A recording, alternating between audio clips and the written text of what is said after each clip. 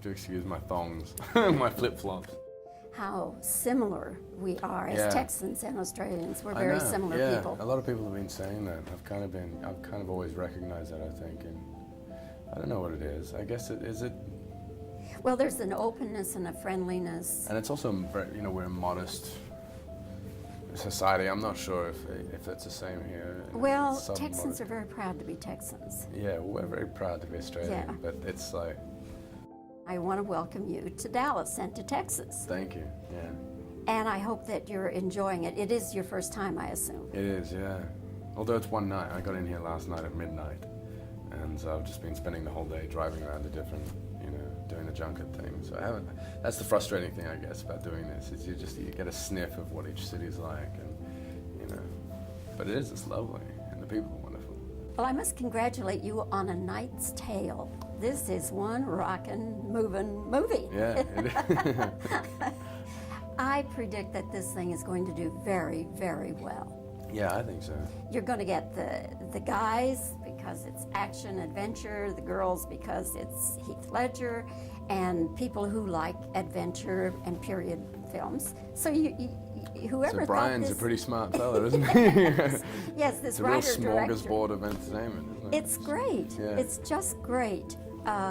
You had to do a lot of your own horseback riding. Yeah. How much of it? Well, pretty much everything up until, point of impact, or receiving blows. I'm not that crazy, The stuntmen were just out of this world, pulling off those stunts. And so I did as much as I could, or as much as insurance would allow me to, anyhow. But, we had to learn, we had to train. We had a professional jouster come out from Vegas who jousts at the Excalibur Hotel for a living. And so he came out and taught us, techniques, and it was odd. It was strangely surreal, yet it was. I had loads of fun. I had nothing but fun making that movie. Were you already a horseman? You knew how to ride? Yeah. I learned on a television series about 6 years ago. Of course, I told them I could ride a horse, but I couldn't, and so I had to learn really fast for this show.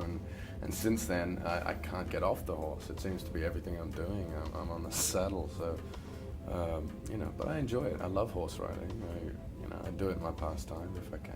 These look like the biggest horses next to a Huge. Clydesdale. They were. I think they were it's one of the oldest purebred horses. They are close to the Clydesdale. Like they have the long kind of bell-bottom hair down the bottom of the hooves, and boy, they're huge. They are massive horses. But the horses that they brought in originally before these horses were bigger. They were about twice as fat, and almost twice as tall. They were huge. Because Brian just said, I want the biggest horses. I just want it to be, huge, explosive. And so they brought these things in, but they were wild. They were straight from the pack. And they expected us to, jump on these things in full armor and, have the horses calm and timid. But they, were going crazy and couldn't stay still. And so they had to replace them with the horses we had. But my horse in particular, Barney was his name, was just such a wonderful, wonderful fella. And I miss him dearly. What breed of horse is Bonnie? Oh gosh. That's all right. You know if what? you don't know. I can't remember That's exactly all right if you what. don't. Doesn't matter. I don't know. With the way the armor is designed, it's kind of designed to be in this mold, and so everything kind of locks in, and you lock into the saddle, and it's a lot easier than you'd think, And you're taking it on the rhythm, and the lances they're balanced out with lead piping on the back end, and so they're balanced, and so it wasn't as hard as you'd think, but it did take a bit of adjustment. So. And your hand slips inside the lance, No, the it just shield? grips on like this, and then you basically have the lance moving off, and then the back end comes underneath your elbow. So you're using your arm like this to direct it. Yeah. It's a heck of a scene. Yeah. It's just a heck of a scene. Yeah. Okay. I had a close call. I didn't get any. I escaped injuries, luckily. But the stunt guys were. There was one particular fellow was hit twice in the head directly. It happened to my character in the start of the movie, where his helmet bends in. It actually happened to this stunt guy twice, and he had 15 stitches in his jaw. His jaw was moved up around his earlobe. But they were amazing. He was stitched up, sewn up, and then on the horse like the following week doing the same stunt. And I mean, I'm talking about these guys were doing it, 15 times over, getting hit, blasting these lances across their chest, doing full backflips off the back of the horses, along the railings of the list, but doing it over and over again, like 10, 15 times, and then coming back the next day and doing it again 10 or 15 times. It was really remarkable, like these guys. It was unbelievable. Yeah. I don't know how much money they make, but it's not enough. It's not enough. It's not, I know. And I just ride back into frame with a bit of sweat on the brow and take all the credit, Yeah. Now, tell me about filming that scene, what you guys went through. It was a lot of fun, because it was, physical improvisation. It was basically we were given a scene, we were given a place, and it was just like, here, you got a sword, your sword training, come up with something. And so it was between Brian and the actors and I, we just all played. We just had fun, especially my sidekicks, my squires, Mark Addy and Alan Tiddick, just went to town on that, like all those little insert shots of them and their little comments, it's all improvised, there was a lot of fun. But the two of them really pulled the boat? Oh, yeah. No mechanical assist? No. Yeah, they were pulling the boat. And then did you really go into the water yourself? No. No. They're not going to I let didn't you fall do into that. the water, no. They wouldn't let me fall into the water in full armor. No, it's insurance companies. Yeah. They No, just I'm not freak allowed to ride a out. bicycle, while I'm shooting. Were you considered a star? I mean, did you get the star treatment in Australia? No, certainly not. It wasn't until I left, funnily enough, that the attention started to come in. No, I'd done quite a bit, but at the time that I'd left, I was still being cast as the blonde beach kid who comes into town, and it was frustrating, I wanted to play more than that. I had a lot more in me, and people were just, they couldn't see past this, my hair. So I left. I went to, and it wasn't until I'd left, and then I got a few more movie roles back in Australia, and yeah, it's strange. It's a strange thing, because I go back there periodically on like 6 months, every 6 months or so. And so it changes in leaps and bounds back there until I went back 4 weeks ago, and it's crazy. I wouldn't wish it upon anyone.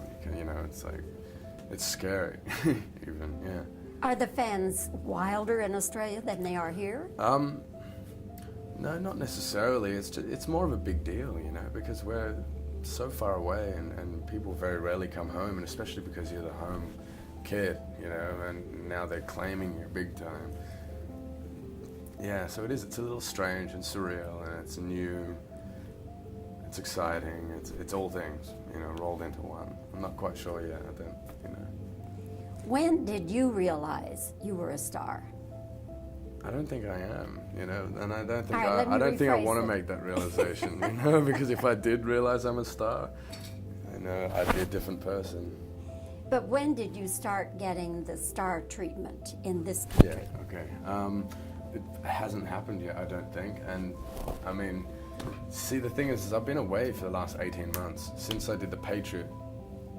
I was in the Carolinas for 6 months, and then I had a month off, and I went straight to Prague, shot 4 months in the Czech Republic, and then I had a week and a half off, and I went straight to London to rehearse for a month, and then straight to Morocco for 4 months of shooting, and then straight back to London for 3 months of shooting, and then I was back in LA for 2 weeks before I went back to Australia for 3 weeks to see the family, and then back from Australia I arrive, and I go to Sydney, then to LA. I'm in LA for 1 day, and then I come straight here to Dallas, and so I haven't settled down. I haven't really been out socially to see this buzz, or so that's what I'm trying to explain, and how it's all new, and yeah, I'm not really sure about what's going on. I don't know. It's weird, and it's very surreal. I find it funny too. I think that's very important. Is just to find the humor in it, and the comedy, and that gets me through. But you know what? I don't know. I guess after I finish doing all this junketing and I actually have a bit of time to sit around and like live a normal life, then I guess I'll be able to gauge exactly what's going on. Don't count on it. No? Yeah, they Normal won't let life, me don't rest. count on No. it. No, Yeah. Not a movie actor. Oh, you know what? It's like there is a normal life, you know, amongst it. That's the thing, is ultimately my family and my friends, that tight circle of people, they're basically the only people I really need in life.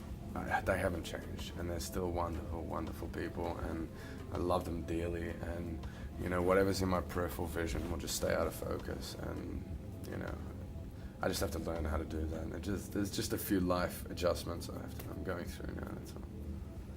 Heath, let me ask you, the first big money that you got, that you didn't worry about the rent or anything else, the first big money, what did you go out and buy for yourself? Probably, I think I bought a new camera. Photography is my passion, and I hate saying that, my passion. But I probably went out and bought a camera. I don't spend that big. I'm not very good with money. I don't really know what to do with it. I have bought a house recently as an investment kind of thing in LA.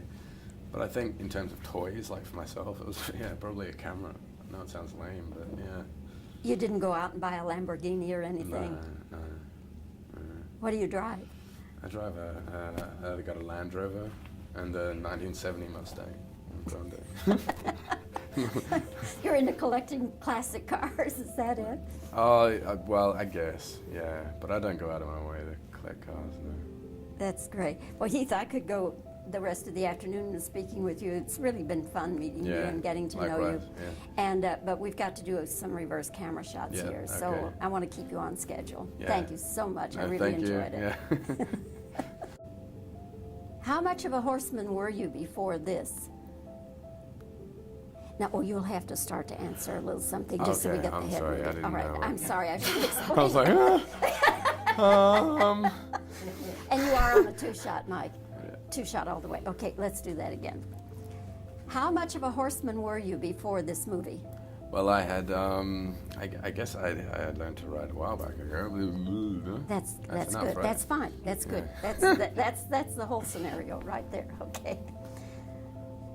All right. Now you're riding at a full gallop on the horse, and you're in the armor, and you've got this lance. And how can you coordinate all that stuff? I don't know. I mean, I guess you'd be surprised. The armor is built for, you know, holding out this stuff and like that. Yeah, you can pick your arm up like this. And, Okay, yeah, that's things good. like that. That's good. Right? Yeah, see? I can remember what I did now. Yeah, you're a quick study. You're a quick learner. They all just want a director. Yeah. Okay. The horses in this movie are so big, they're like almost Clydesdales. Yeah, they were. They're actually a pure breed of horse. Yeah, the oldest pure breed. I wish I could remember the name for you. That's all right. Maybe I can find it out some other way. One of my favorite scenes is the training scene where your buddies are pulling you along in this boat. Now tell me about that scene. Yeah, well, it was quite fun, I guess. I mean, most of it was improvisation, like what I'm doing right now. You're doing great. You're doing great. I'm starting to sweat. Okay. Okay. Yeah, I know. I forgot to ask you this on camera, but anyway, we'll just Yeah. we'll just do it here. Every young woman I mention your name to says, and this is the term they use, he is such a hottie. What is your reaction to hottie? Oh God, I don't know. How would you react? You know, I don't know. It's gosh. You know what? I tell you the truth. I don't listen or believe anything anyone writes or says about me, good or bad. And you know, that's what I have to do, I think. Now, you talk, it doesn't matter what you talk about, just let me be quiet and do some reactions, okay? Okay. Well, they're good reactions, except for you'll just be laughing at everything I say.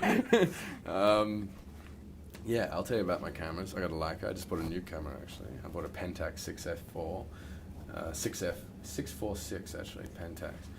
And I got a bunch of cameras. I got that, a Rolleiflex. I don't know if you know anything about those. Mm-hmm. And that. Other than that, I really am a boring guy, and I don't have much more I can feed you from this end. Okay, I think that will do it.